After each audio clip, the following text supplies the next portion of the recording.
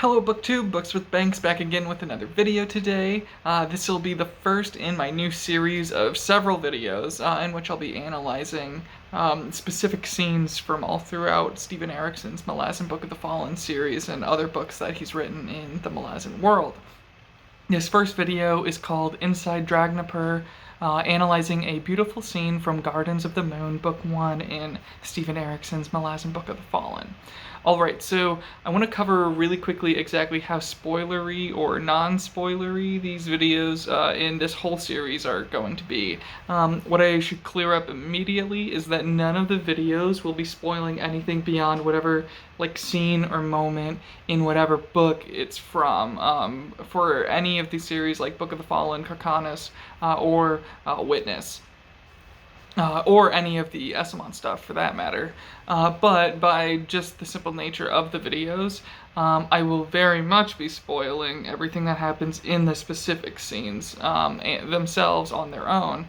And then in some cases I might have to go back to talk about where some of these principal characters of a scene might have come from and how they got to this point, but I'll never spoil where they're going from here or where they're going to wind up. I'll also try to talk as little as possible about other plot developments happening in whatever novel that are happening around the same time. For the most part, a lot of things might be unrelated to that scene, so I'll try and make sure I'm not referencing anything like that.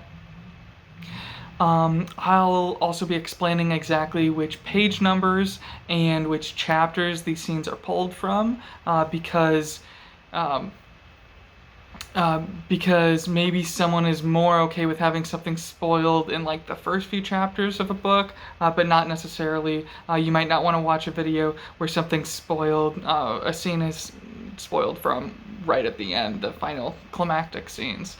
And then if you're unsure about how comfortable you'll be with the level of spoilers that I'll have in these videos, I'd recommend giving at least maybe my first video, maybe my first two videos a try for a number of reasons. First, number one, you could maybe look at this as a sort of trailer for the books. If you don't know if you want to get started or go on to the next book in the series, maybe watch what I have to say about one or two of these incredible scenes that you might have coming up for you as you read through, in a sort of similar way that you might watch a trailer or a random TV episode to get a feel for a movie or TV series that you might want to try out.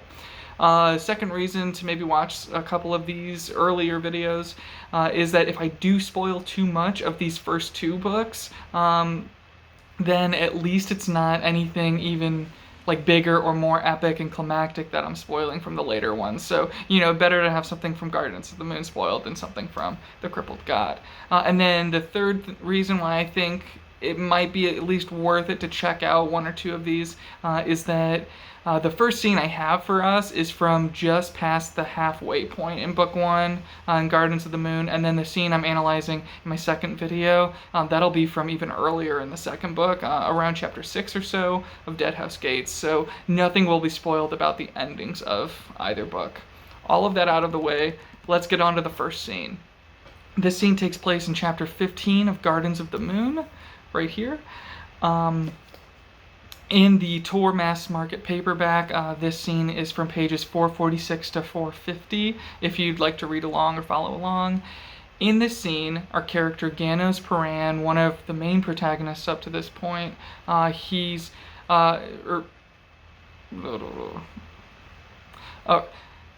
to this point, he takes an accidental trip into this prison world type of place held within a sword. And if that concept alone doesn't give you chills, I'm not sure what will. So I've officially titled this scene Inside Dragnipur, though a more fun title could be something like A Funny Thing Happened on the Way to Darujistan. To set up the context, I can help you with this. In the scene, Ganos Paran, one of our main protagonists... No, I already read that part.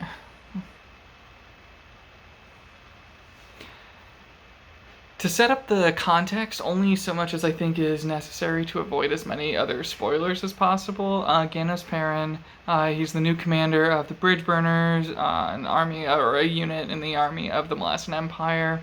And Perrin is on his way from one location the Malazans have just conquered to the next city that Malazan Empire is kind of set its sights on.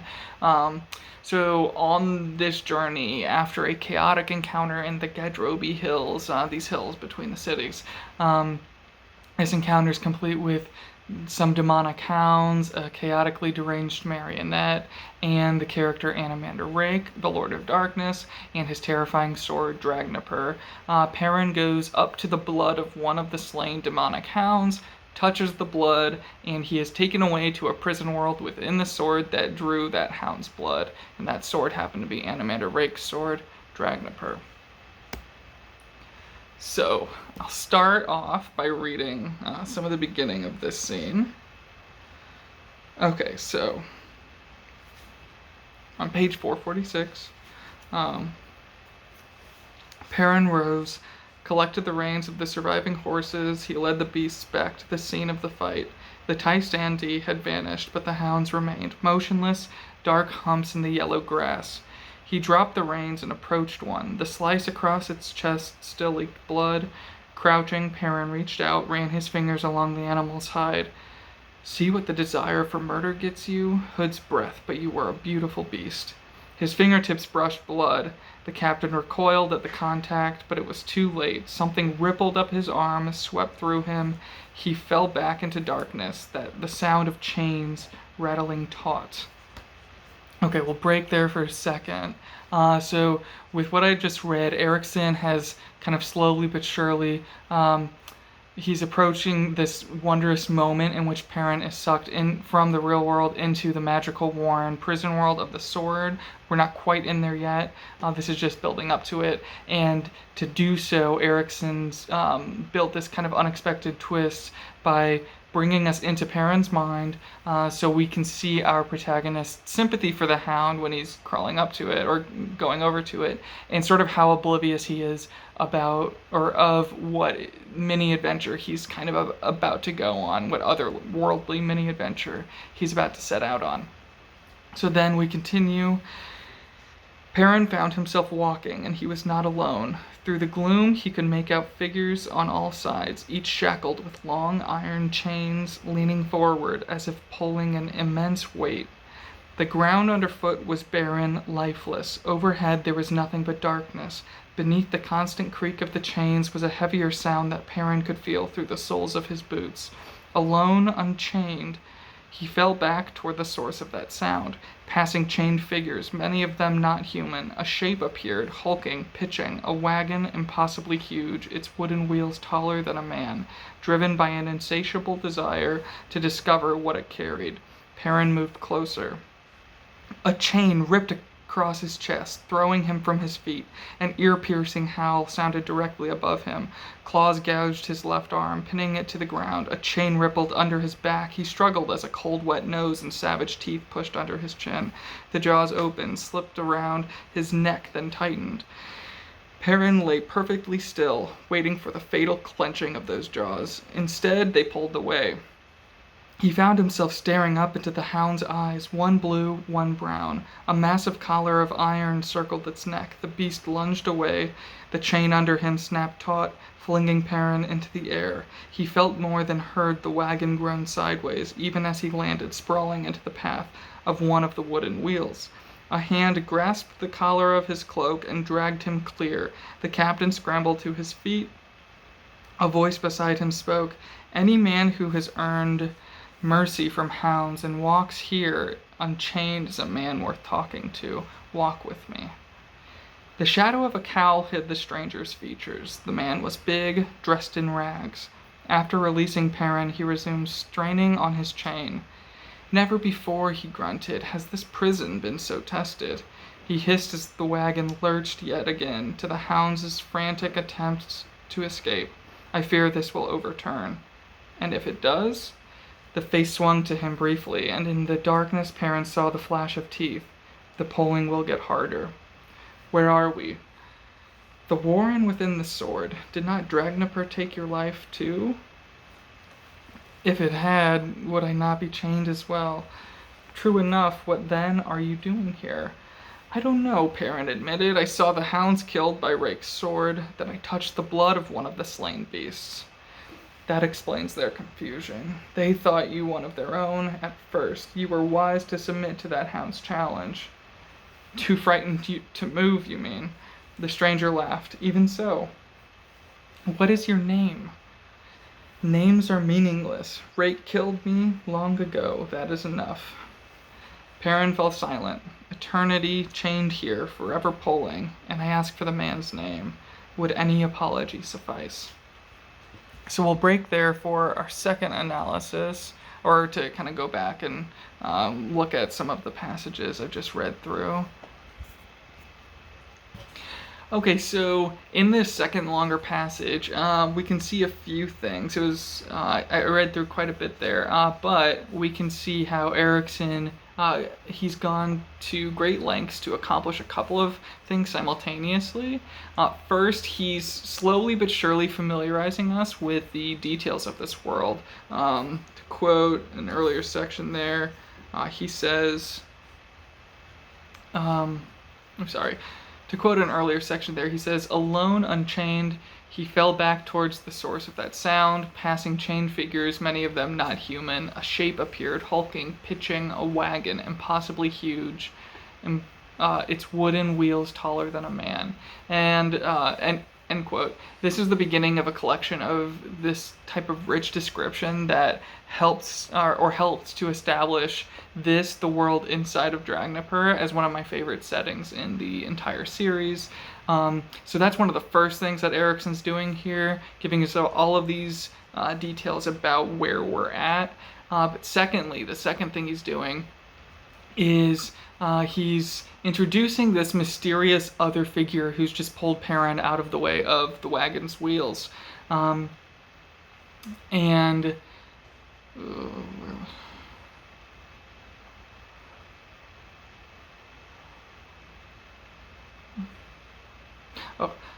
wagon's wheels.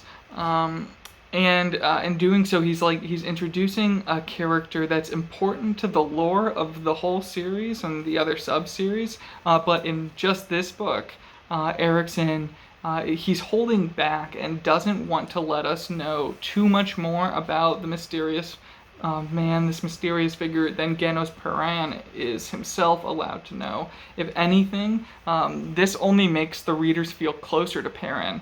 That sort of trope of like the ignorant character learning about the lore and the magic. This is often a technique employed by like other fantasy authors to deliver their exposition. Yet here, Erikson does something different. Here, it's not so much for exposition that Perrin doesn't understand what's going on, and this other guy does, but it's more to bring us in closer to Perrin and get us to understand and share in his sort of confusion and bewilderment. So yeah, it's more for character development than it is for exposition. And then, in addition to those two things that Erikson's doing with that passage, he does a third thing right at the end here. He kind of continues this excellent sort of distant character work through Perrin's lens, where Perrin is considering both Rake's character as well as the character of this mysterious other. He's saying, let's see, what was it?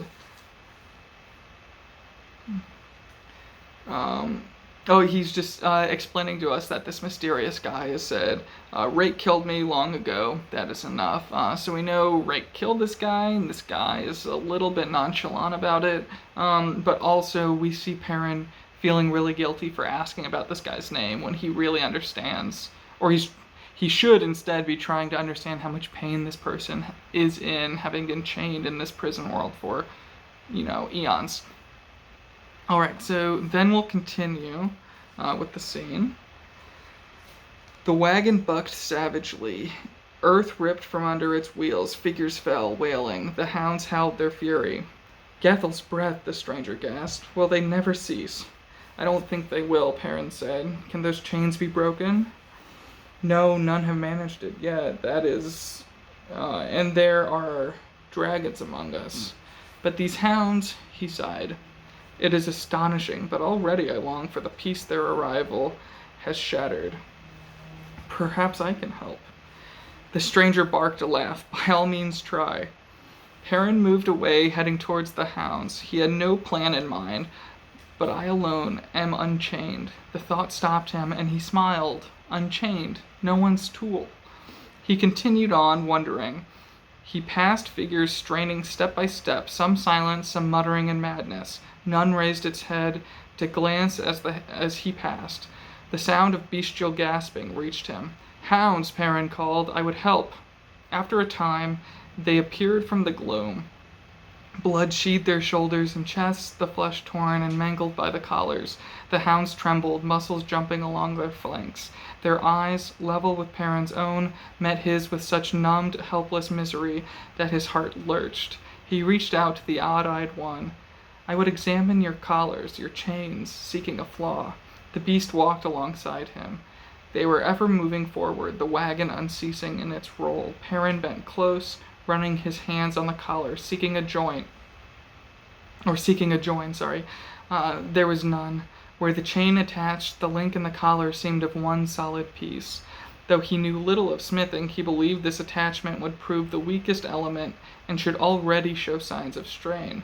But his fingertips told him otherwise. The iron was not even scratched. Perrin ran his hand along the chain, leaving the hound's side. Perrin ran his hand along the chain, leaving the hound's side. He paused, noticing the other beast watching his every move, then continued on. From the animal to the wagon, over 70 arm spans of length, he ran his hands from link to link, seeking a change in the feel of the iron, seeking heat, gouges, nothing. He arrived alongside the wagon. The wheel he walked behind was solid wood, a span in width, necked and gouged, but otherwise featureless. The wall of the bed was 20 or more feet high. The slatted sideboards of withered, bone-gray wood showed spaces a finger's width between. Perrin flinched back on seeing skeletal fingers crowding the cracks, wriggling helplessly. Okay, we'll take another break here. And I mean, just where I kind of stopped it for a second there, the skeletal fingers crowding the cracks, wriggling helplessly. That's terrifying and kind of helplessly. Like in this book, there's a lot about like futility of people kind of being stuck in certain situations, and this is just kind of the perfect symbolic like literalization of that.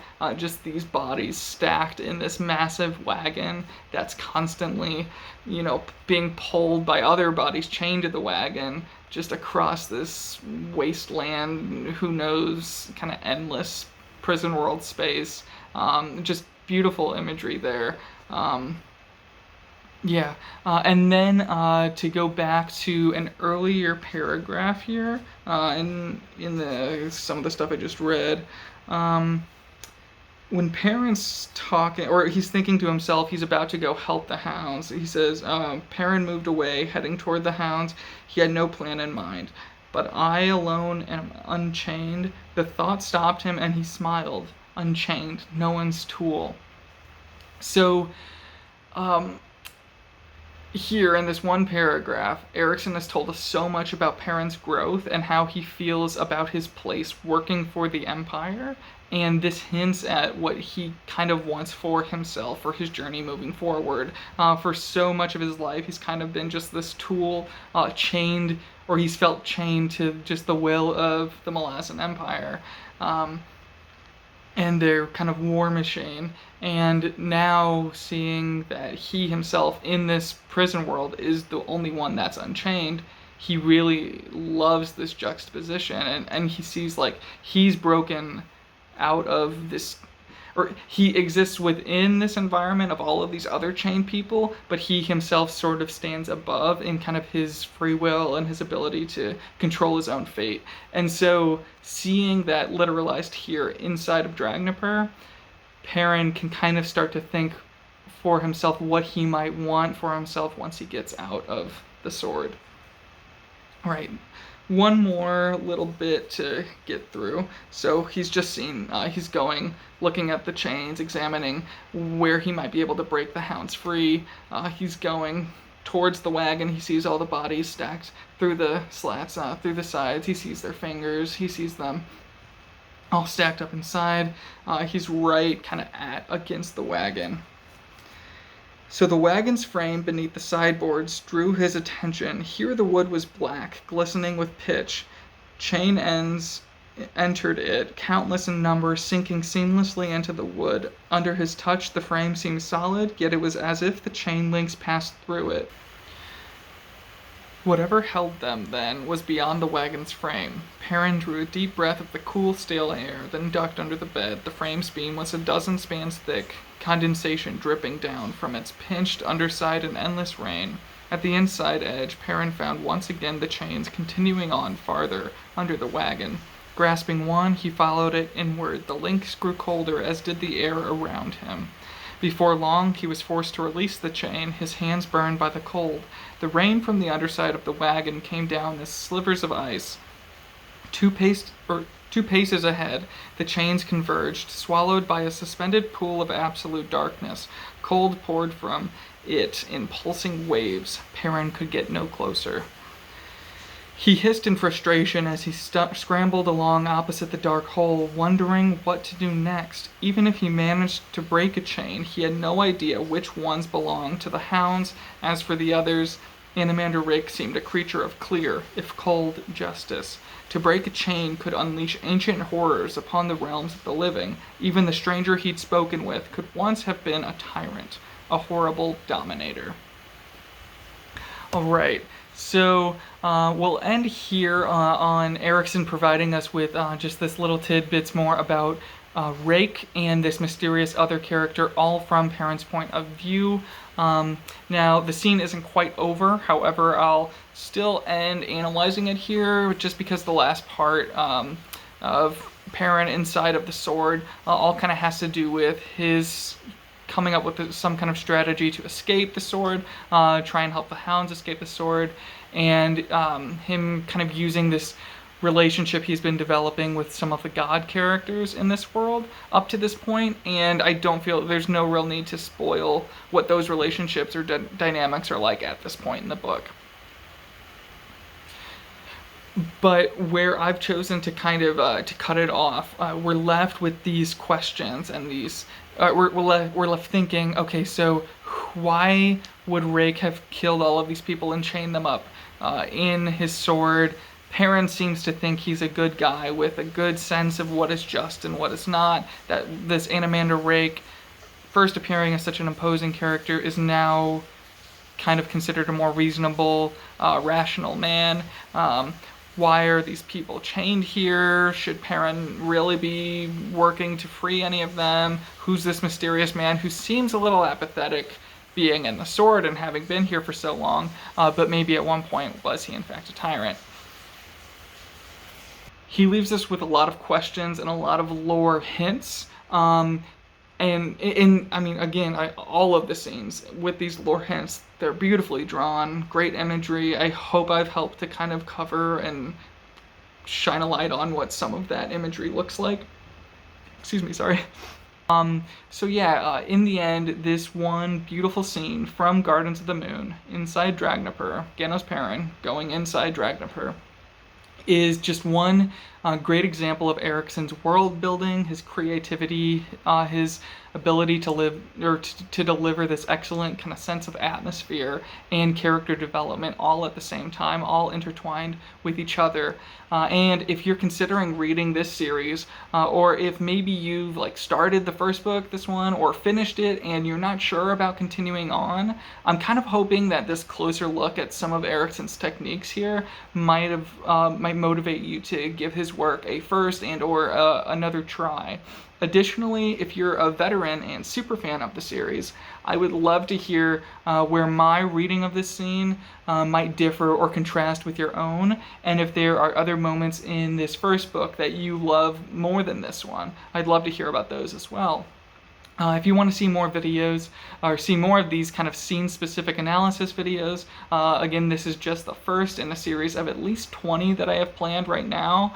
So please like and subscribe to get notified for when those future videos are coming out. And please share this with any friends you have who might also like the series or who you think might want to use a video like this as an appetizer or a little taste of the promise the series has to offer to maybe try and get more people into it.